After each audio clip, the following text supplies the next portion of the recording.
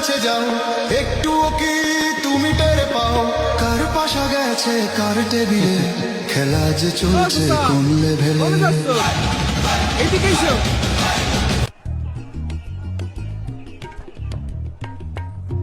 এইটা দেখে এম্বা করছো? না মানে দেখতে জানি কেমন লাগতেছে। আরে এটা তো বডিওল ক্যামেরা, তাই না কোন ভাই?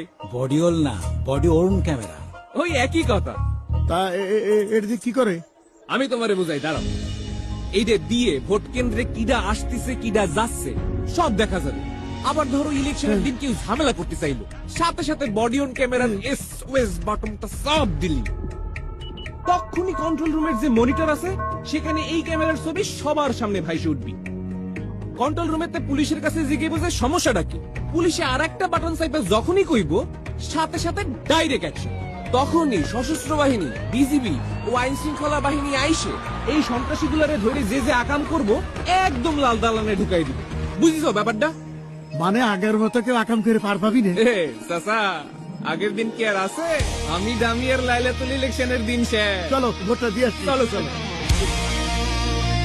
আপনার নিরাপদ ভোট প্রদানে আপনার পাশে সার্বক্ষণিক নিরাপত্তায় আছে সশস্ত্র বাহিনী, বিজিবি ও আইন শৃঙ্খলা বাহিনী।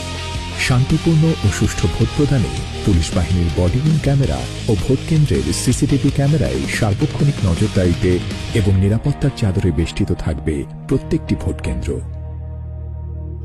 সংসদ নির্বাচন আর গণভোট দুইটার ব্যালট পেপার কি এক লগে দিতেছেন? জি, এই যে তাই আপনার সাংবিধানিক অধিকার প্রয়োগ করে দেশ পুনর্গঠনে দেশের মালিকানা বেছে নিন।